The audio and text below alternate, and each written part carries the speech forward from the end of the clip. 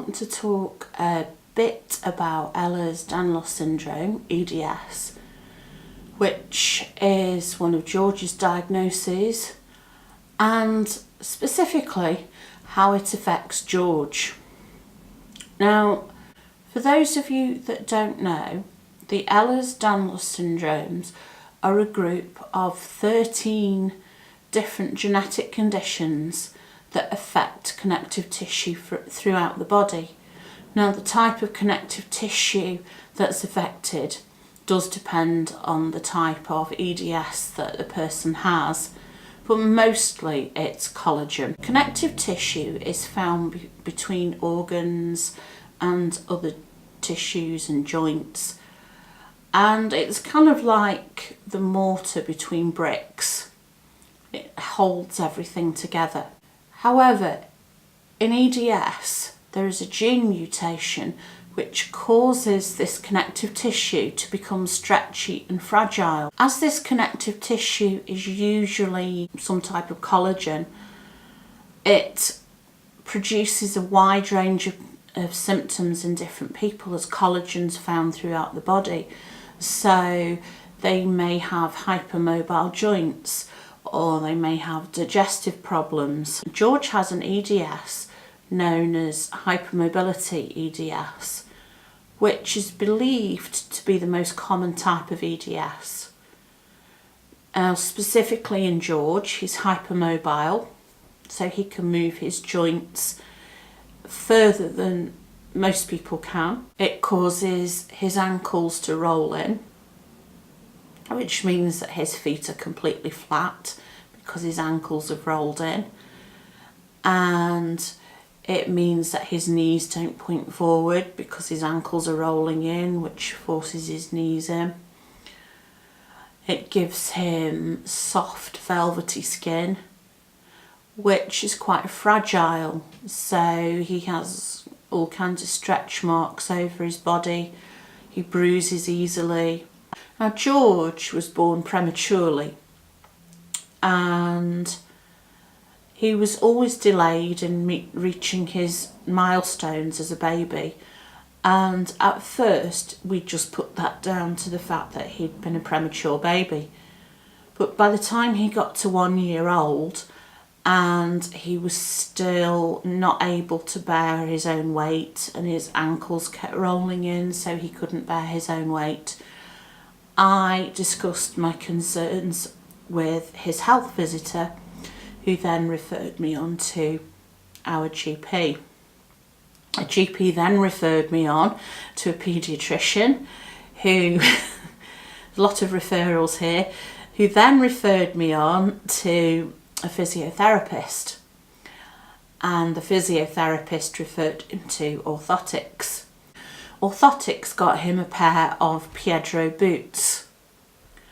So he was almost 2 years old when he got his first pair of Pedro boots, and they're quite heavy, but they provided that support that he needed, because what we needed to do was he needed to strengthen those muscles in his feet and ankles,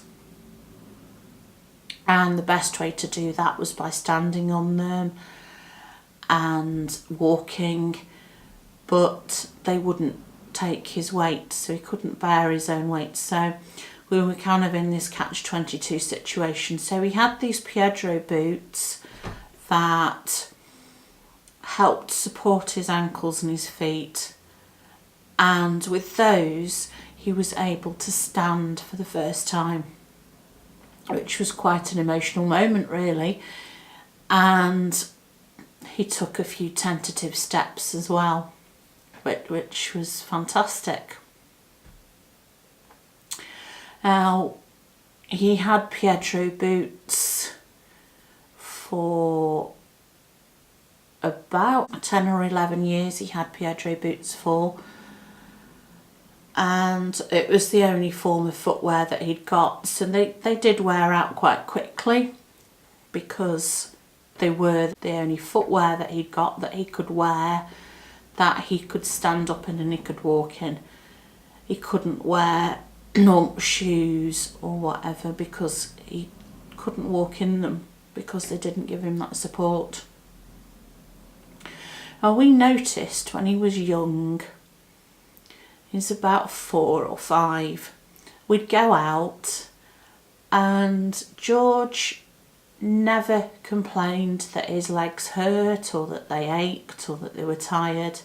But what he used to do was he'd used to point out every bench that we walked past, and he'd say, there's a bench there, there's a bench there, because he'd want to sit down and rest his legs. And we realised what we needed to do was to get him something that he could sit down in, so that we weren't constantly sitting down on benches. So it was at this point we got a McLaren Major buggy, which looks like a normal type of fold-up umbrella buggy, but it's larger than one that you would have for toddlers because it's meant for older children. And that made so much difference for us. We were able to go out to more places and do some more walking because we didn't have George getting tired and hurting with his legs.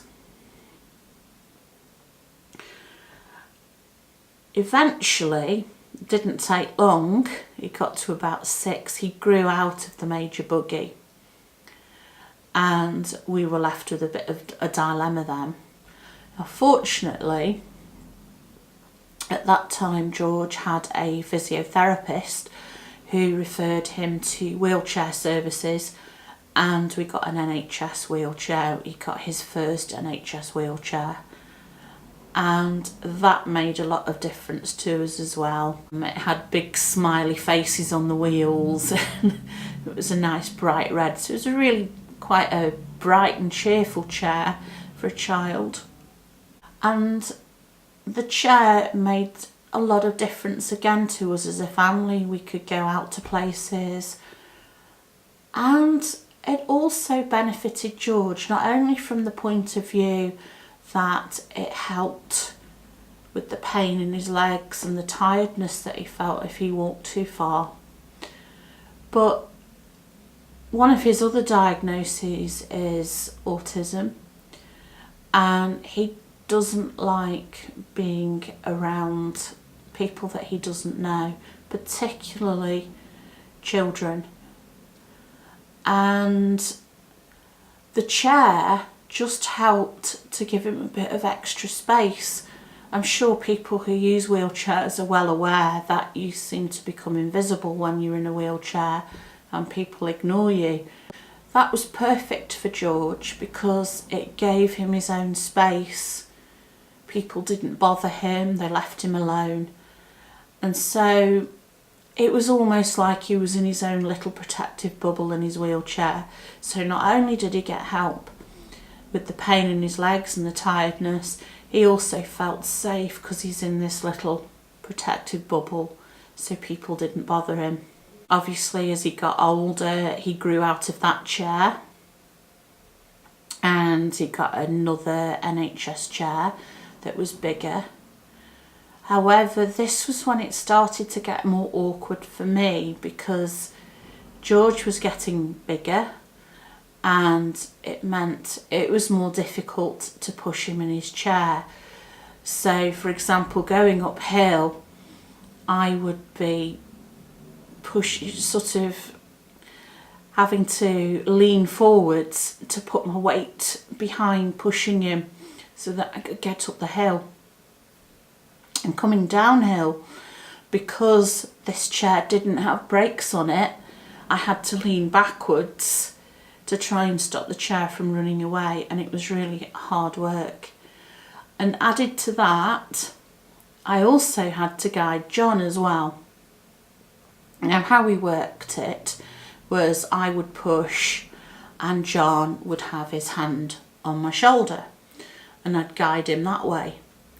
Now, it was quite difficult for me having to push, having this hand on my shoulder and knowing that I've also got to think about walking so that John's safe, so he doesn't walk into a lamppost or a tree or whatever, or any other obstacles that are out there.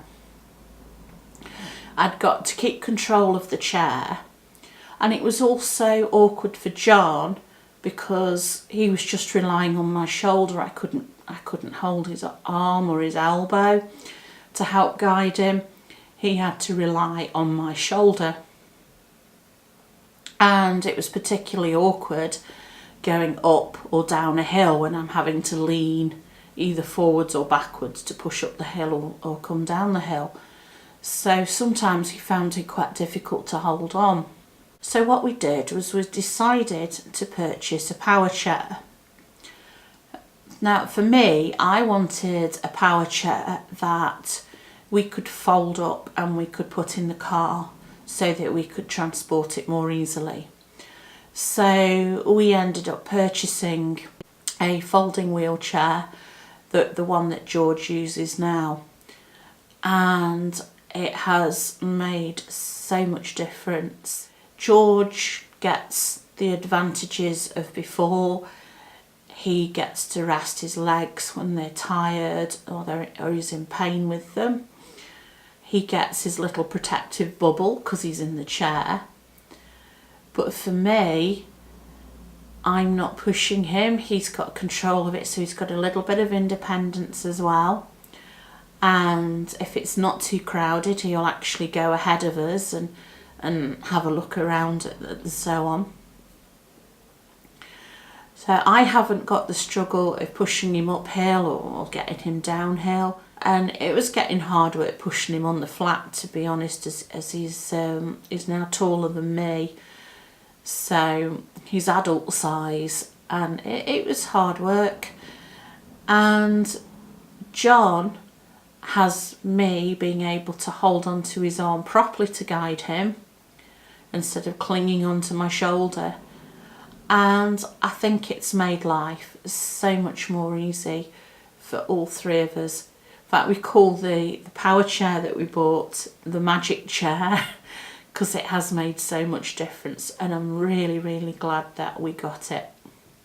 Now, George can walk short distances with the help of orthotic footwear.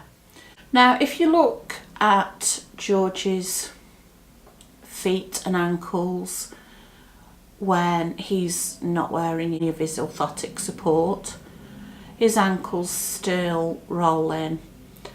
Now, I was told from the age of 1, when he had his first referrals to the paediatrician and physiotherapy and so on, that he would grow out of it, that his ankles would strengthen up, the muscles would be fine, and he would be absolutely fine.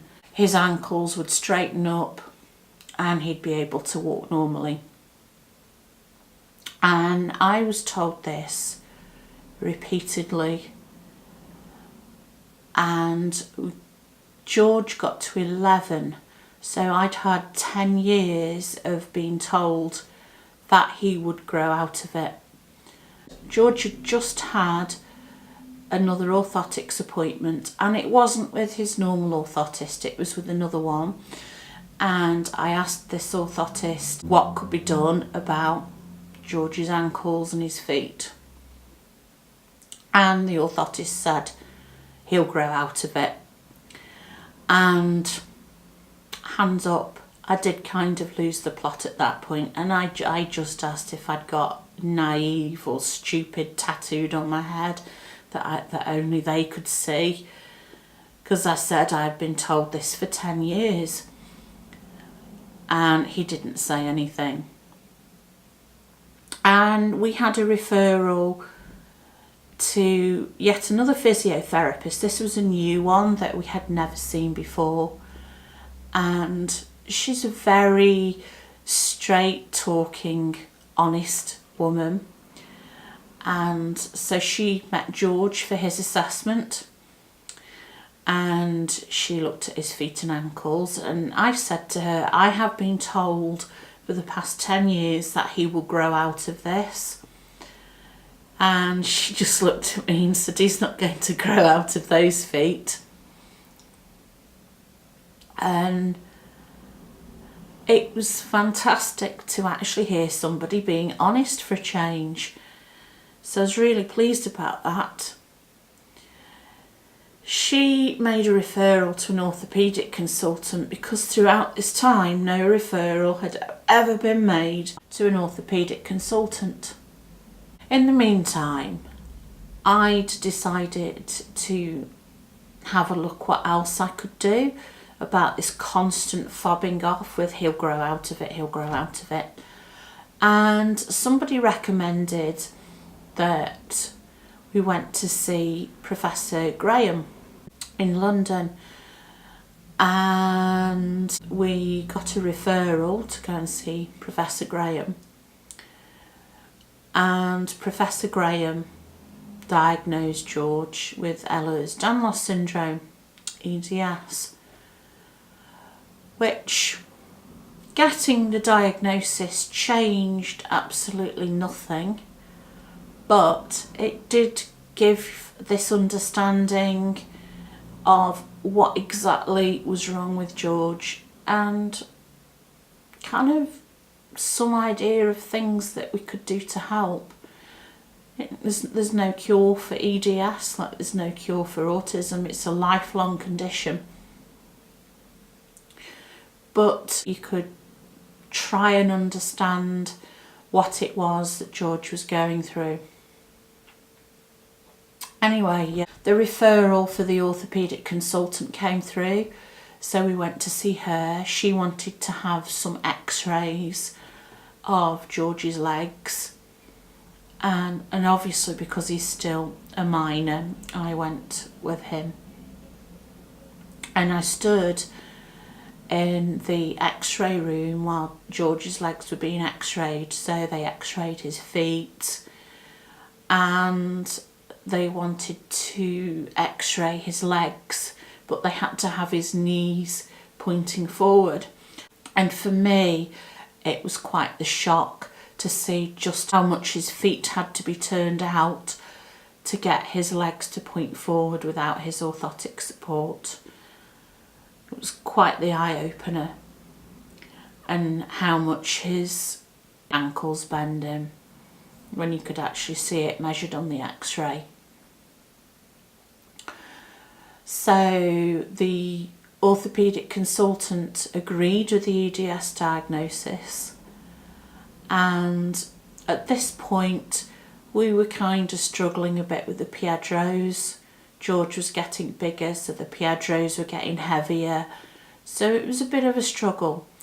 So the orthopaedic consultant said she was going to recommend that he had AFOs, ankle foot orthosis, and in the UK we call those splints, and they kind of go from the foot up to just below the knee, and they have straps around them to hold them on. So the AFOs are made by making a plaster cast of each individual leg, and while the leg's in plaster it's being held in the correct position, and then once the plaster's dry, the plaster cast is cut off and it's used as a mould to make the AFO. So they do that for each individual leg, and then the AFOs are made and you collect them however many weeks it is later once they've been made. So we had these AFOs, and the big advantage of them was that you could buy normal footwear to wear over them. The disadvantage of AFOs with the shoes is normal shoes aren't designed to have a foot with an AFO on them put in them, and they destroy normal shoes, completely destroy them. They rub bits off them and so on. So that was one disadvantage. Another disadvantage was you were quite restricted as to what you could wear over the AFO. So he could wear his school trousers, but he couldn't wear his jeans with the AFOs because they just wouldn't fit over his leg with the AFO around it. And George also found them quite restrictive because they came up to just below his knee joint. He found that he couldn't bend his legs properly around his knees because they were too high up for him, just below his knee joint. So we mentioned this the next time that we saw the orthopaedic consultant. We'd given the AFOs a good go, but they just weren't very comfortable for George.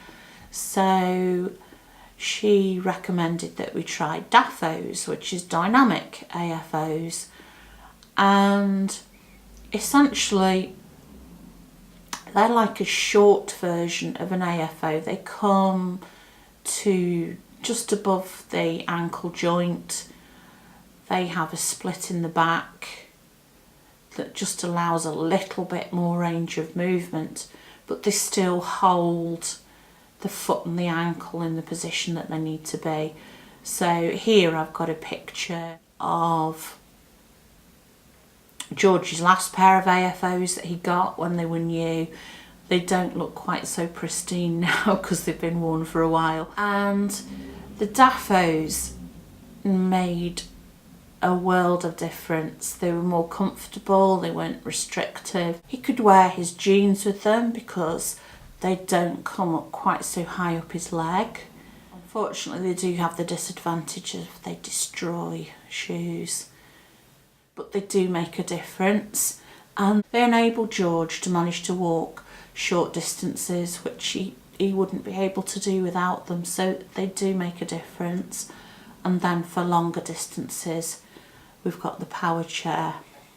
I hope I've helped explain a bit about Ehlers-Danlos syndrome and how it affects George.